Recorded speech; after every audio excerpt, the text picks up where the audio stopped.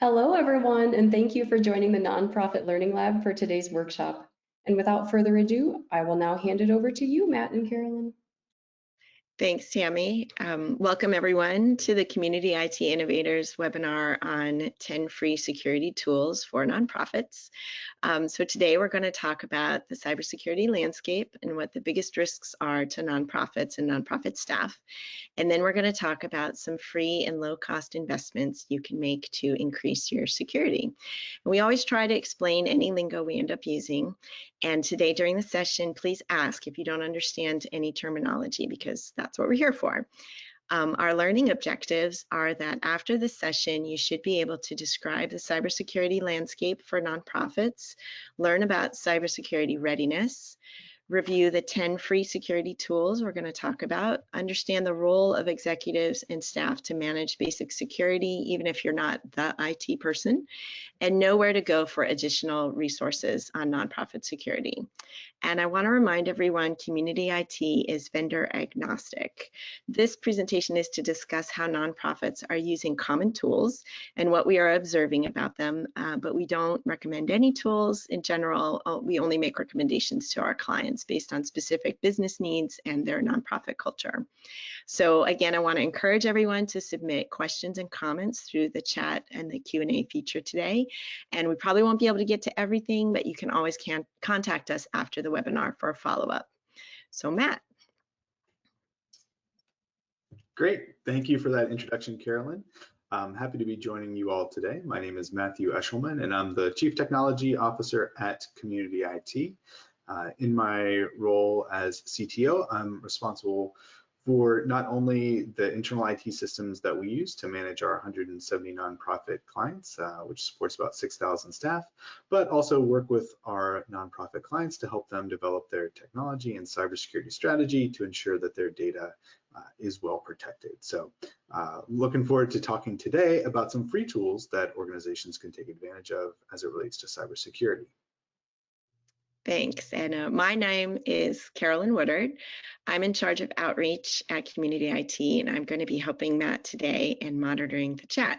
So I'm very excited to be sharing our expertise with you today. I think sometimes cybersecurity can be so daunting, it's tempting just to try not to think about it too much and just hope for the best. But Matt is going to show you today that there are some easy steps you can take to make your nonprofit much more protected. So it makes sense to start taking those steps now. So before we begin, if you're not familiar with Community IT, a little bit about us. We are a 100% employee-owned managed services provider. We provide outsourced IT support. We work exclusively with nonprofit organizations, and our mission is to help nonprofits accomplish their missions through the effective use of technology. We serve nonprofits across the US, and we've been doing this for over 20 years. We are technology experts, and we are consistently given the MSP 501 recognition for being a top MSP, which is an honor we received again in 2022. We have lots of free resources on our website, including videos, articles, and free downloads. We have a weekly podcast on technology topics, and we really just think that the more nonprofits learn about nonprofit IT, the better you can accomplish your mission. We're also recording this webinar, as Tammy said, and they'll be sending out the link to that video later. So don't worry too much about taking notes while we have this conversation. If you miss a link or a resource, you can look it up later.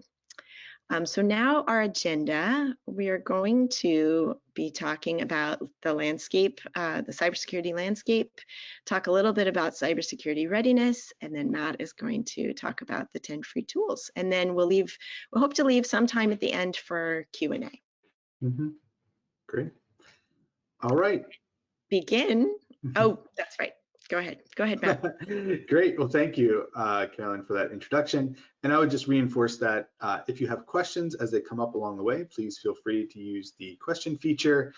That will be moderated. If there's something that's really relevant to one of the slides that we're on, I'm happy to take those questions as they come in, or we can have some time at the end as well to answer questions that you may think of as we're going throughout this presentation. So as I mentioned, I think it's really helpful to understand the cybersecurity landscape that we kind of all operate in. Cybersecurity is important. It's not the threats are not just something that happens to the big organizations that you read about in the paper, but cybersecurity concerns are important to every organization, no matter how big or how small. And I think it's important for everyone to kind of understand just kind of what's going on out there in the cyber space, in the cyber world. And one of the things that is happening quite a bit is that there are persistent and ongoing brute force attacks against your digital identity. I think nonprofits have done a great job of moving resources into the clouds. That's Office 365 or maybe Google Workspace. And it's been really great to access that information from no matter where you are. But it also means the bad guys can too. And so we see evidence of lots of kind of ongoing attacks where the bad guys are just trying different username and password combinations and trying it again and again. So that's one area that we see a lot of attacks around are kind of your digital identity.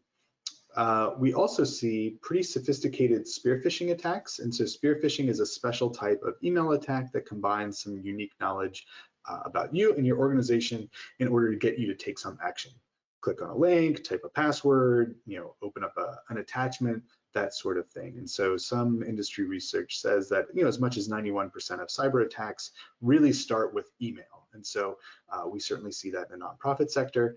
I think another thing that nonprofits do a really good job of is they're very proud of their staff. And so many organizations have really great staff directories, and it's easy for the bad guys to find email addresses, reporting structures, and all of that information ends up being used to craft those spear phishing messages. We also see that organizations are targeted because of the work that they do. This applies particularly for organizations that are in the policy space. So again, if you're government or government adjacent, you're very attractive to sophisticated hacking organizations because they want to know what's going on and who has access to government resources or may have access or influence to government officials. We also see attacks, targeting organizations that are in family planning and health services as well. So, it's important if you're in one of those maybe protected categories to have additional attention to your cybersecurity protections. And then attacks are also targeting vendors. So if you're a managed service provider like Community IT, we take extra care and caution because of the access that we have to our clients' data. If you're working with an IT vendor or an IT consultant, it's important to understand the cybersecurity controls that they have in place to protect access that they may have into your systems. Again, that's very, very appealing to these cyber actors to make sure that they can try to, exploit one organization and then thereby gain access to many more. I will say it's not necessarily all bad news when it comes to the cyber landscape. I will say that there are lots of great security tools that are out there that can help protect and prevent some of these attacks from occurring. I'm also encouraged that we're seeing, as compared to a few years ago, a lot of organizations are being really proactive about improving their cybersecurity. And so as somebody who's been talking about this topic for quite a while, I'm really encouraged to see so many organizations being proactive to say, hey, what can we do? What steps can we take to make sure that we're being as secure as possible, given the constraints that we have? It's, even with that good news, I think there's still a long way to go. So N10 put out some information about the cybersecurity controls that organizations and nonprofits have, and they identified that even with this good momentum, about 68% of nonprofit organizations still haven't defined an incident response plan. And so that's just a document that describes what steps is an organization going to take, kind of if and when something bad happens to them. Access to a donor database is disclosed, maybe a ransomware attack, and just having that policy document in place. Because cyber attacks are expensive. While we see the $1 million damages in the news, the cyber costs associated with a cyber attack for small organizations certainly isn't that large, but it can still be in the hundreds of thousands of dollars range, which can have a significant impact on a nonprofit organization. All right, so I've asked a bunch of questions and kind of talked a lot about Community IT. Now here's your chance to respond. So what type of cyber threats have happened to you at your organization, or maybe an organization that you are familiar with? Have you had a compromised email account? Have you been a victim of wire fraud or financial loss? That's when information is kind of stolen from the organization.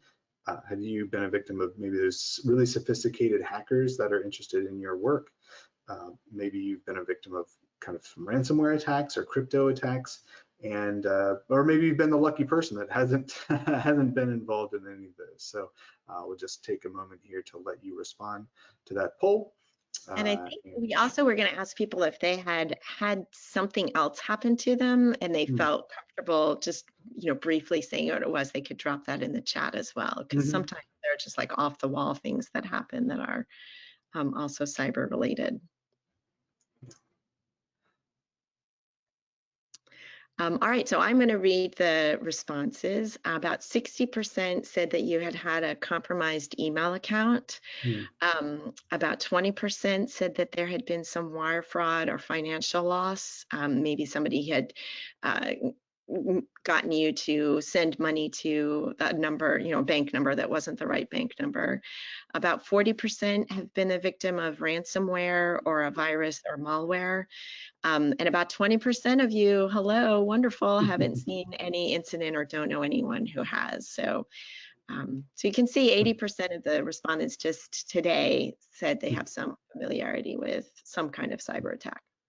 Great. Well, thank you for sharing those results. And for those of you, the 20% that haven't, the operative phrase that you hear in cybersecurity is it's not a question of if, but when. So again, with that mindset of maybe you've been lucky so far, but it's something that you could surely plan for. And so we'll talk about some of the tools and techniques that you can use to help provide some additional security for your organization.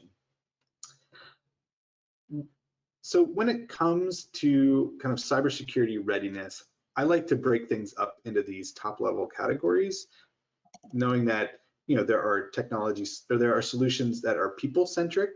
And so those are things like your choosing good passwords or having your staff implement multi-factor authentication, right? Those are things that steps that your users can take to make your organization more secure. There's a lot of process around policy and training. I think those are absolutely critical. And so organizations can take those steps to have clearly articulated policies that really define how the organization approaches these different technology controls and make sure that that is well communicated. And then along with the process side, I would say that training is a very key piece. While there's lots of technology solutions, and we'll get into those, making sure that staff are educated, aware, and engaged is a really key part of cybersecurity. And the cybersecurity training is something that, again, there's lots of free solutions, there's lots of low-cost options out there to help improve and educate your staff.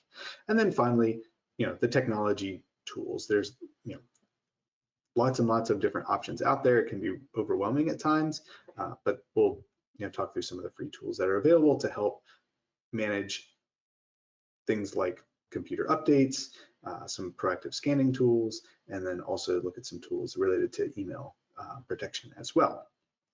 And I would just highlight that Community IT has a free resource on our website that Carolyn maybe can chat out. It's our Cybersecurity Readiness for Nonprofits playbook. And so that's a free guide that will provide some step-by-step instructions along with some budget information for organizations that are ready to take some additional steps to protect their organization. Yep, so throughout today, I'll be putting some of the links in the chat. So hopefully you'll be able to see those and grab those there. And I love how you frame this, Matt. I know this is a somewhat common rubric, but the people, the process, and the technology. We're not going to jump right into the tools right away. I think first we're going to talk about people. Is that correct? Yes. Yeah. So first we'll talk about some things that are kind of human-centric or people-centric cybersecurity controls. I'm the CTO. I've got technology in my job description, but I really think that these people controls are absolutely critical and provide a lot of value for organizations because, again, they don't cost much to do. You just need to get people to take those steps. And the one that we want to make sure that every organization has, and again, if you only take away one thing from the webinar today, it's that you should make sure that multi-factor authentication is enabled on definitely your primary IT systems, but any system that will support it, it should be enabled because Password breaches are so common because it's so easy to access resources from anywhere. The bad guys are kind of constantly trying different username and password combinations that they gather, and being able to implement multi-factor authentication, which combines something that you know, which is your password, along with something you have, which is often going to be an app on your smartphone, is a great way to put a big speed bump in front of those hackers who are trying to get into your account. So I think we've got some additional links and resources available to help support that process at your organization. There's some videos on our YouTube channel that walks through a step-by-step process if you've got Office 365, so that you can turn on that multi-factor authentication, or Google refers to it as two-step authentication, and that provides an incredible amount of protection. One of the things that we see at Community IT is lots of security incidents, and we can see from our data that none of the account compromises that we responded to last year had multi-factor authentication enabled. So we can really see from the data associated with supporting over 6,000 nonprofit staff that MFA is incredibly effective at stopping the bad guys from getting into your account. So MFA is our #1 security control that you should have in place. It doesn't cost anything. It's included as part of all of those platforms, and is not something you need to pay extra for. If you have Office 365, you have the ability to turn on multi-factor authentication. If you are a Google Workspace customer, you also have free access to multi-factor authentication. The next control is related to passwords. And again, passwords to all these systems, I know myself, I probably have accounts at hundreds of different online services. Every place you go needs a different username and password, and keeping track of all of those is really complicated and can be a daunting task. So it's important to, I think, to make sure that you are using unique and complex passwords for every site that you need to access. And the reason is that there are password breaches that happen all the time. That's when maybe a hacker gets into a system and they are able to get a list of username and passwords associated with some certain web service, and then they take that information and maybe go from your kind of a shopping site or some kind of member site, and then they'll try those same credentials at your mobile phone provider or your Office 365 account. And so it's really important for every site that you access that you create a new and unique password. There are some free tools that are available to help manage these passwords. So again, KeePass is one. That's a kind of a free open source tool that can be installed and used to manage credentials. I would also say that there are some built-in security tools in most browsers. Again, so if Google or even the Edge browser will now give you the ability to securely store passwords for websites. Again, from a security perspective, that is a good security tool to have and makes it easier to access those systems, because if you can protect your main account with multi-factor authentication and then store all of those other credentials in that vault, that gives you a secure way to access multiple sites through the browser. And then if you're a Mac user, the actual Mac OS keychain is also a great secure enclave as a way to store passwords that can be then decrypted and used at the range of sites. So it's really important to make sure that you are using unique and different passwords at all the different sites that you have access to. And then for kind of a discount option for organizations that are 501c3 nonprofits, there are also some discounted tools available through TechSoup. I believe Dashlane has a nonprofit kind of discount or donation program where you can access that tool and get a bit of a discount off of the regular list price because you're a nonprofit. I know we get this question sometimes, Matt, but sometimes people are concerned about a free tool that's going to guard their passwords. Mm-hmm. So are those types of tools secure? Should you trust them? Yeah, I think you need to certainly be skeptical of the tools that you use. I think particularly with a lot of the apps that end up being on the the App Store or the Google Play Store, there can be a lot of lookalikes that are appearing like they're legitimate software, but they're not. So again, it's important to kind of investigate what tools are there. And so that's why I would recommend, again, using the big names, again, like your browser, like the keychain if you're in Mac OS. KeePass, again, it's an open source tool, and so again, it has lots of eyes on it to make sure that that tool itself is very secure. So be careful, be skeptical, and just make sure that you're using a kind of well-regarded and kind of well rated app for passwords. And I think we always say that using like a free tool, a password manager, is so much better than reusing a password over and over in different places, that it's just makes a huge difference. Yes, exactly.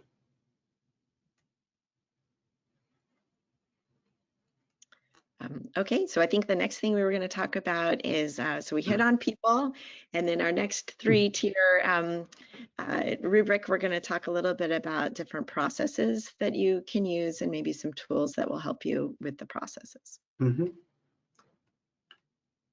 Great. So one of the tools that I wanted to highlight was a free resource. It's actually a government resource, so your tax dollars are already paying for this. It's free to use now, but it's stopthinkconnect.org. So that is a cybersecurity resource that the government has put together that provides a lot of kind of free tips, tricks, some basic trainings and overviews. And so if you're looking for somewhere to get started, this can be a great place. That can be a great place to get started.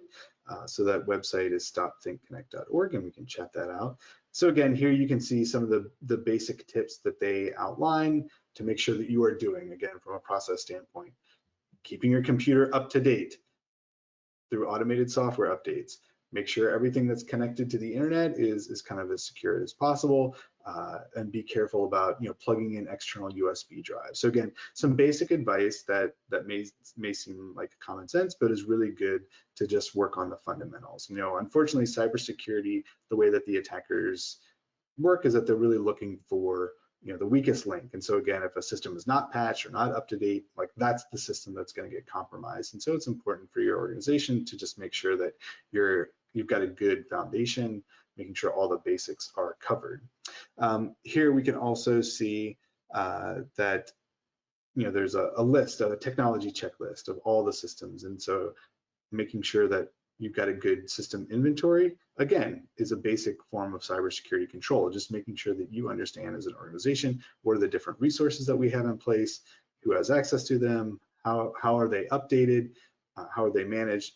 All of those elements go together to form some kind of good baseline cybersecurity controls.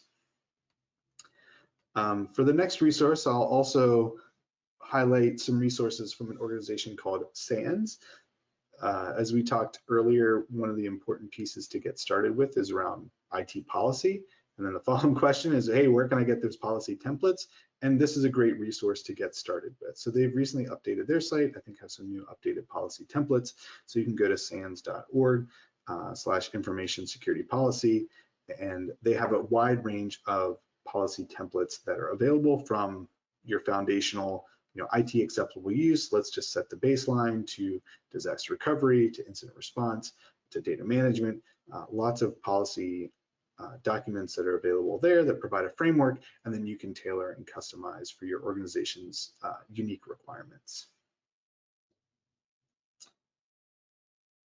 See, I'd also be remiss if I didn't highlight some of the free resources that we have at Community IT. I already talked about one, which is our nonprofit cybersecurity playbook that gives you a roadmap, again, if you've already done all these basics, to really move into some next level cybersecurity controls. So that's a resource that is available.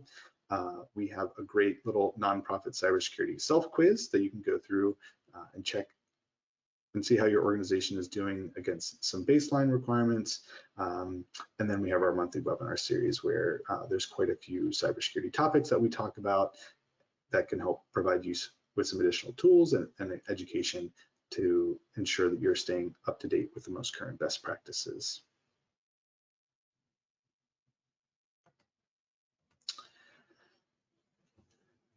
And then let's see, I'll also highlight that there is a free tool that we are going to make available for folks that are attending this webinar. So this is a standards-based risk assessment tool from NIST. And so what that will do is it takes about 30 to 45 minutes to go through to fill out the survey, and we'll generate a automated report with this, pretty graphic that highlights what areas of cybersecurity are in the green and are good, and then what areas might be in the red. So you can see that this, will provide some recommendations. The NIST cybersecurity framework, highlights and prioritizes things like security awareness training, which we've talked about as well. And so it's a great resource. Again, if you're looking to get some baseline understanding of, what should our organization be focusing on, this is a great free tool. I think we have the link that we can chat out. You can drop an email and I will create access to this tool for you. And then you'll have access to the online portal where you can fill out this risk assessment tool, get an automated report, have a PDF download, and then dashboard access to this tool moving forward. So again, it's a really great resource, especially if you're trying to get started and figure out where to prioritize the cybersecurity investments for your organization.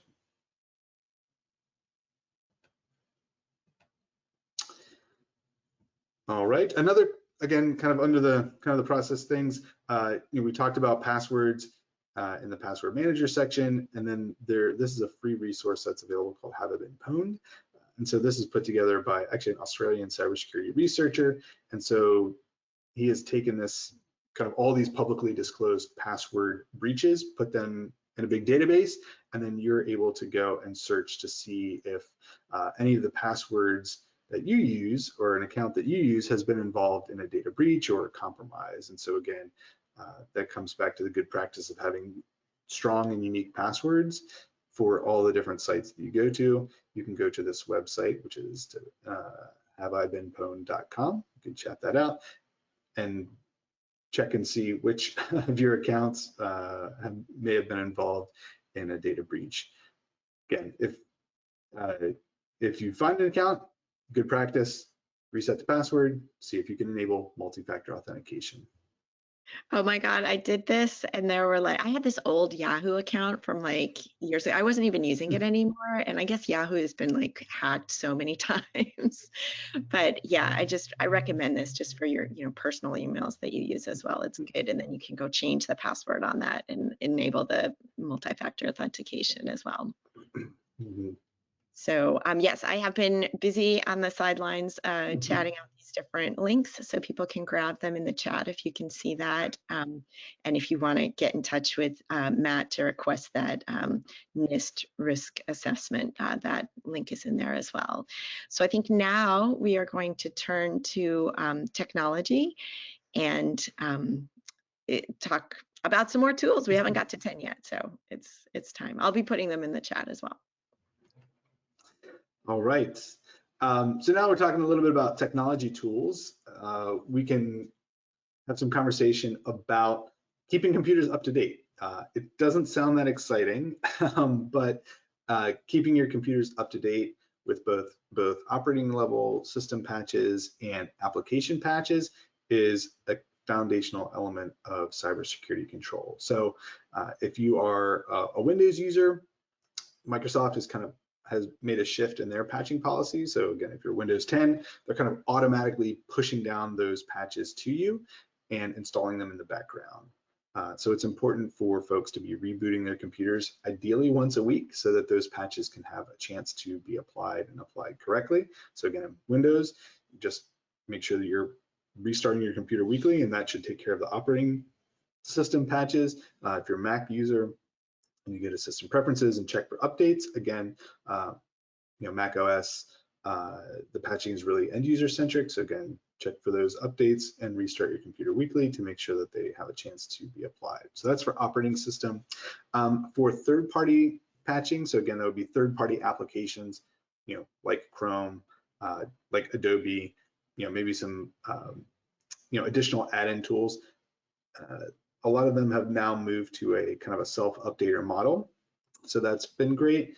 If you're responsible for the IT at a larger organization, it may be helpful to have some sort of an automated tool to make sure that, it's not just the operating system level patches that are being installed, but all of those third-party applications as well. So there's a couple of tools out there. So Ninite is a very popular one. There's a free version of that, and you can kind of run it on a computer. It'll scan for all the applications that are installed there and identify which of them need to have updates. If you're, again, not free, but on the pro version of there's a kind of an enterprise level that allows you to automate a lot of that. And so if you're at a large organization, that may be a great tool. Chocolatey is another so-called kind of package manager, and again, provides a free way to kind of manage and update applications from a centralized way. So again, those are some great tools to make sure that not just your operating system is patched, but also the third-party applications are patched as well.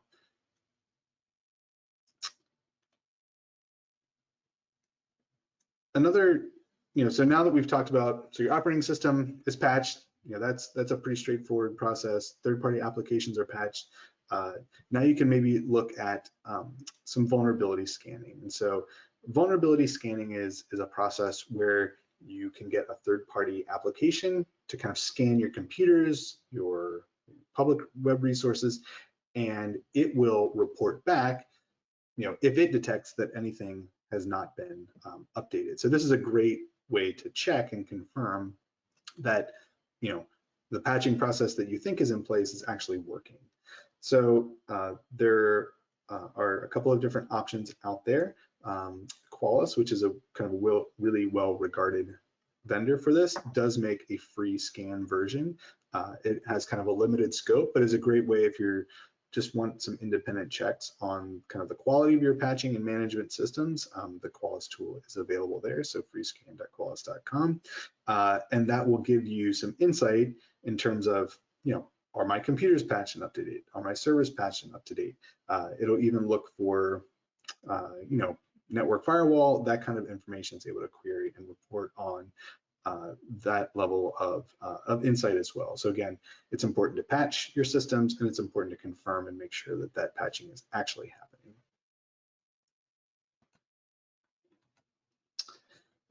And as we talked about kind of at the very beginning, email is a huge source of attacks. I mean, that's kind of the most common attack vector is going to be through email, and there's a lot of great paid security tools that are available to help block spam, remove business email compromised messages, all of that. So there are great paid tools that can kind of proactively block that. If you're trying to build a case or just want some additional insight about if you need this tool, Barracuda makes an email threat scanning tool where you can actually sign up, delegate some permission, and the Barracuda system will actually scan your Office 365 environment and identify if you have malicious messages that are already in your Office 365 environment. So here in this report that we can see delivered, it will identify if there are fraudulent messages, maybe if there's spear phishing that's already been delivered, it will surface those messages that you can get some additional information on. So again, a really great tool to provide some of that reporting and analysis to make sure that again, the email tools that you currently have in place are doing the job that you expect it to, and just gives some good insight and reporting to identify if there have been any threats that are kind of already made its way through. So again, the Barracuda email scan is a great free resource as a way to just scan that Office 365 environment to make sure that your email inbox is clean. All right, I think we've got a bonus recommendation here. Did want to highlight there are some additional free tools that vendors like Microsoft make available, particularly for organizations that are in kind of like the democracy and journalism space. So again, if you find yourself in that category, there are some additional security tools that Microsoft will make available called the Defending Democracy Program. So I think it goes by the term account guard. So this is, turns on some additional security options within Office 365 and then gives you access to their kind of heightened security planning and response team for making sure that your organization is well protected, and you've got maybe some additional set of tools and monitoring available from Microsoft. So again, that's a free resource that Microsoft provides to organizations that are in that what they call the defending democracy space.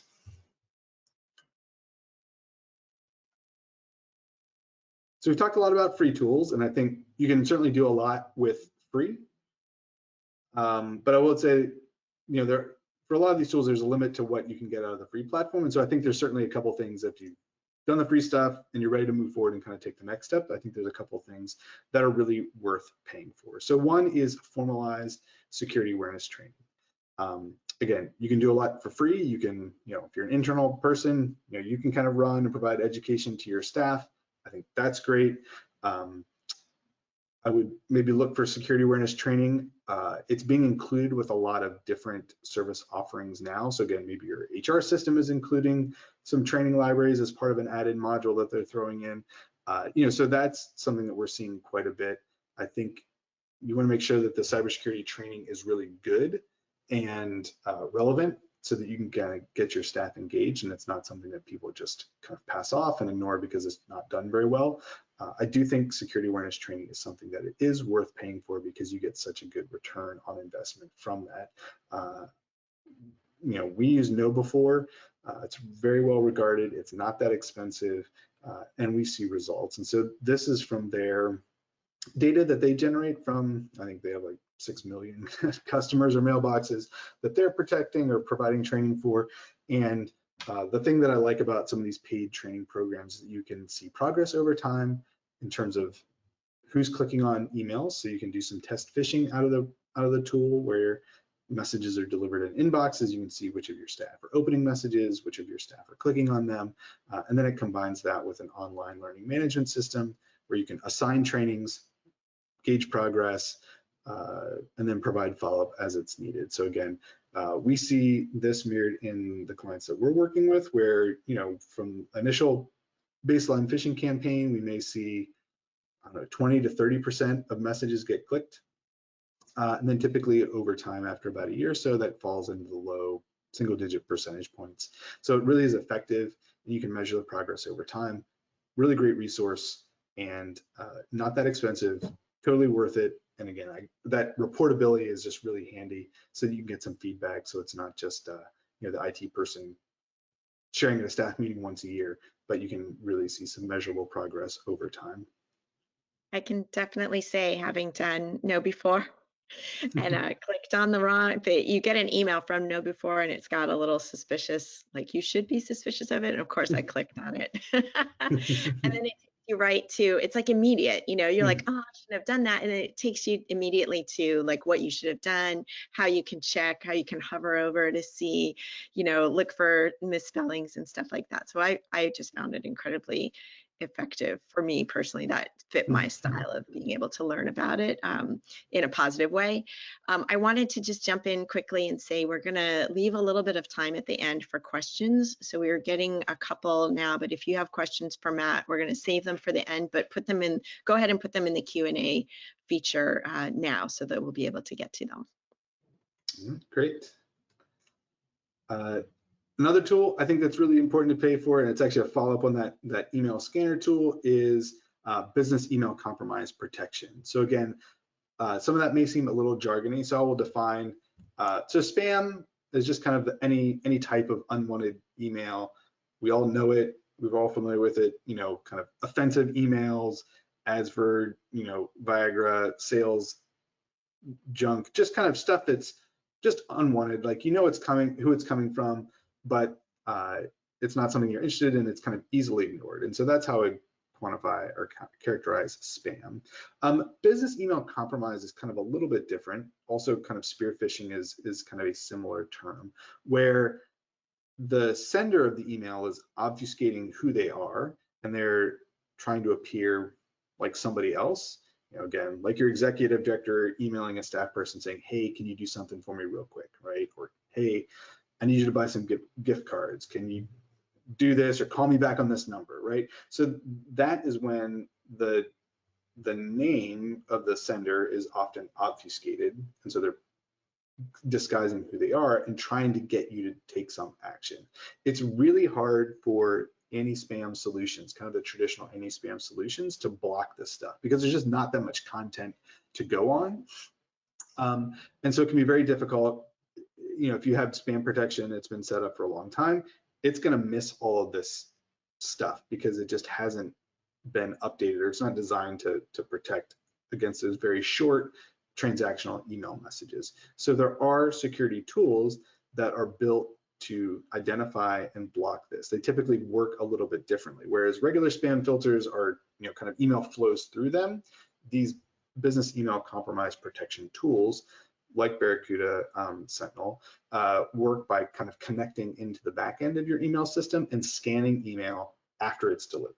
And so they're able, through some of their AI work, to analyze messages, determine intent. That tool can maybe figure out that the sender is different, the actual reply email address is different from the sender, and provide some additional insight. And it's great because it can then remove messages from your inbox after it's delivered. So again, this is a very helpful and powerful tool in combating these business email compromise attacks. And I find organizations, again, if they have to pick between the two, they'll often choose to pay for this type of protection because people get a lot more upset and frustrated whenever they're getting email that looks like it's coming from their executive director or looks like they're coming from their finance department. And so if they can block and remove that, they'll prioritize that over trying to reduce the amount of junk spam messages that people get in their inbox. So again, business email compromise protection or spear phishing protection, I think is something that's worth spending money on, again, because so many attacks originate via email. It's important to have the best type of protection you can. If you're going to make a cybersecurity investment, after MFA, email protection is a great place to look at spending that money.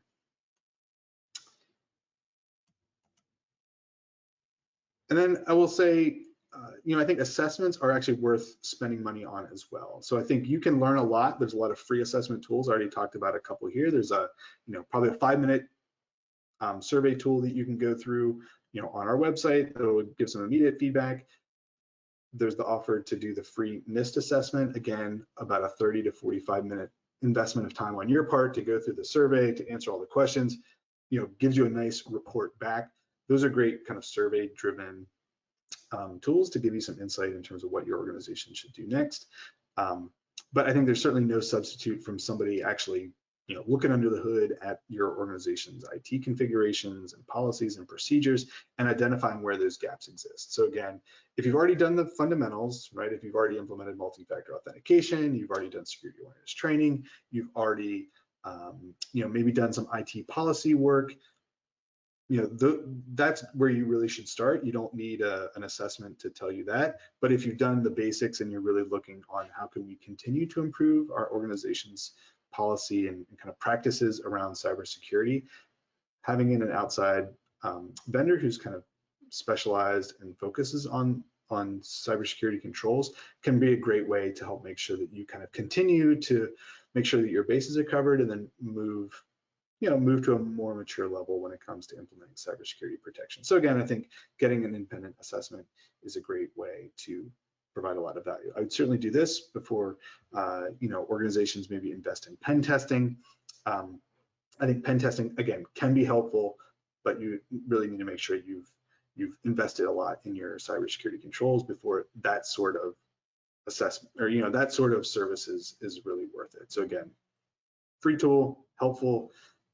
Once that's done, you can kind of move up the chain and continue to improve your controls. We said we'd make sure everyone knew all of the lingo. So can you just tell us what pen testing is?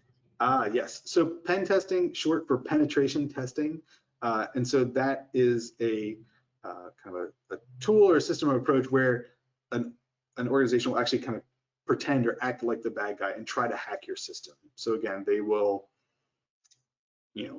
maybe send emails to your staff to try to get them to click on things. They'll actually, look at your website and try to do some exploits. And so again, it's a mock adversarial engagement where you're paying somebody or a firm to kind of do some of that proactive scanning proactive hacking so that they can uncover weaknesses for your organization to identify and protect, so that whenever the real bad guys come, you've had a chance to identify and implement some of those protections. And I think pen testing tends to be a lot more expensive. Am I wrong in thinking that? And also more necessary for larger organizations, or if you are working in a policy area where you have specific concerns, like an advocacy area, or in maybe some other countries where you're thinking that there may be that kind of spying or persistent threat, that you'd want to invest in the pen testing, perhaps. Yeah, I would say, penetration testing, I think, depending on the size of the organization, again, the answer is it often depends, but that's going to be, something that's like at least a $10,000 engagement, right? So kind of starting at 10,000 and going up kind of quickly from there. So again, it's very expensive, and maybe a requirement, again, if you're an organization that needs to follow, PCI compliance, you process a lot of credit card information, you have a lot of donor information, those are areas where it may be relevant and worthwhile to, or maybe even required to do penetration testing. But if you're doing that as like, hey, we have some money to spend on cybersecurity, where should we spend it? That would, be one of the last things that I would do. Invest in the basics, get a roadmap, make sure that these basic controls are in place, and then you may get value out of the pen test. I think you said also, maybe a different time, that once you've had a security breach, you're then on the list of more likely to have more. Not because you were doing anything, particularly wrong, but once it's known out there that you had a problem, then, you get on these websites and other people are going to try and attack as well. So maybe that would be another consideration. We're doing great on time. I want to make sure that we go to the Q&A now. So on this slide, you see we have Matt's contact information, and we have a couple of questions that came in. So I'm going to go through them in order. We have a question from Carolina, who wonders, do you have a recommendation for email threat scanning for Gmail? Yes. So so most of the tools will do email threat scanning for Office 365. I think they have a bit more of an open API that allows them to do that. There are some for Google. The name is escaping me right now.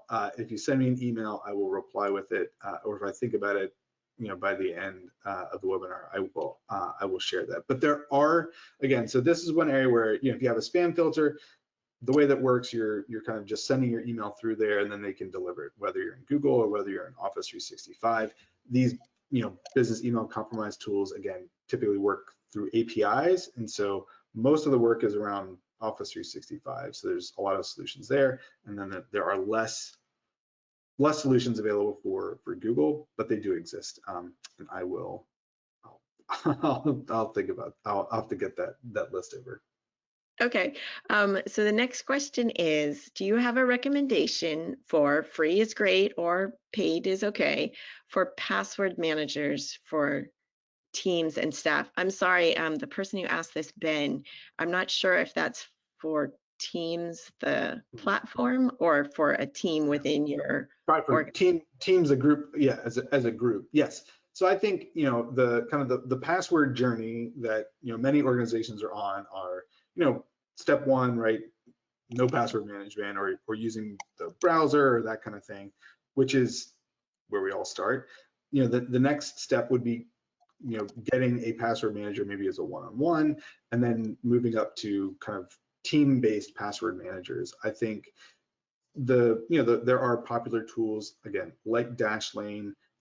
I like LastPass personally, and there are team-based subscriptions where, again, for your organization, you can buy and provide password managers for staff as a kind of a secure way to manage and deal with all of those unique passwords that you need for every, for all these different sites. All right, you've got 150 different sites that you need to log into throughout the course of your work week.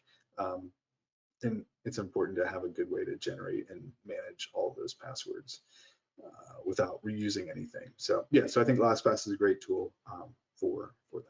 Something like that. Ben, it was Ben who asked the question, and he clarified Teams as a group not Microsoft Teams, the platform. I might be opening a can of worms here, but I know that you've talked about single sign-on in the past. That's something that's more organization-wide. You wouldn't have that just for a team to access all of their applications that they need. Yeah, that's correct. So again, a password manager is great for storing and providing passwords to kind of all these discrete websites. Again, if you're part of a larger organization or maybe have a little bit more sophistication, kind of the next tier up would be called single sign-on. So instead of having, 10 usernames and 10 passwords for 10 different websites, you would have one username and one password for those 10 websites. And so the security thinking there is that instead of kind of protecting all those different accounts equally and like managing them discreetly, you're able to provide more support and management around that one credential that then provides access to all those different websites through some security technology called SAML is typically the mechanism. And that there's a whole bunch of technical stuff that we could geek out about related to that. But the kind of the security benefit of single sign-on is that you get much better reporting and analytics from like kind of gateway that you're putting up than you are trying to manage like 10 different accounts at 10 different websites. And obviously that increases exponentially as you add more people and more websites to the security profile. I think if you want to geek out with Matt, you need to get in touch with him. We have another question, which is any recommendations for log aggregation and analysis tools? We worry that if we had a breach, we would never know or have records to hand over to law enforcement or security professionals. So I did already put in the chat and in response to that question, the Lockton guide for cyber insurance, which has it's a free download, and it's kind of adjacent to what we were talking about, but it has a lot of the controls and kind of how to think about insurance. And then as part of that insurance process, if you had a breach, what you would do next. And I can also recommend our webinar that we did on that in August, which I'll drop that as well, but go ahead, Matt. Yes, I think that is a great question. I think whoever asked that, I think shows, kind of a growing awareness of kind of just all the different systems that are out there that would need to be considered kind of if and when you do have to respond to a breach. So, I would say just kind of in general, most systems will provide, maybe a week or two or maybe up to 30 days of logging right within a platform. And so in the event of a security incident, your IT provider or the breach response person are going to kind of look in those logs and unless you've got a unified system in place, they have to look in all these different places to try to piece together, well, wait, how did this email come in? And then this person clicked on it, and then it was a virus on this computer, and then it spread to this other system.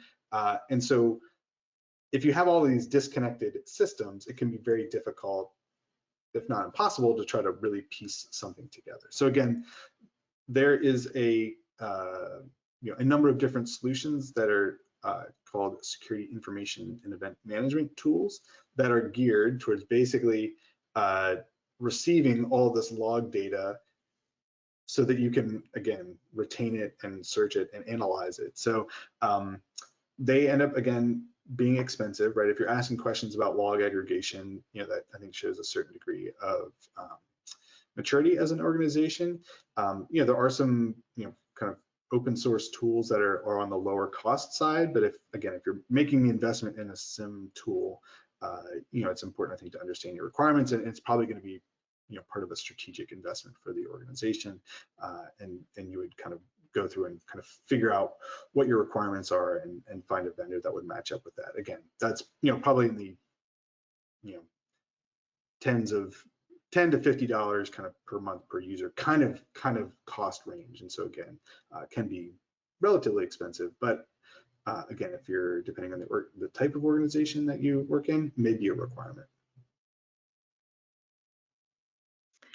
Okay, I want to make sure that I get to tell people about some of the other events that are coming up for Cybersecurity Month. And those are things that are on the slide right now.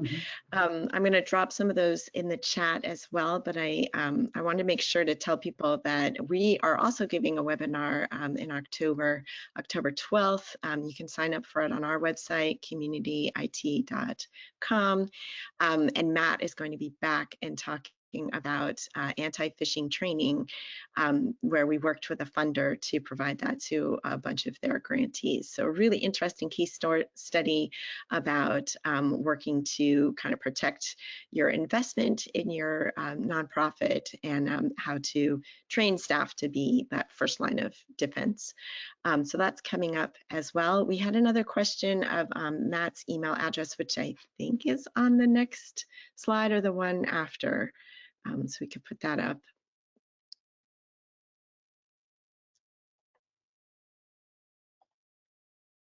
I think that's my contact. I'm happy to, if you want to drop in the chat, I'm happy to have that made available for folks that are on the webinar today.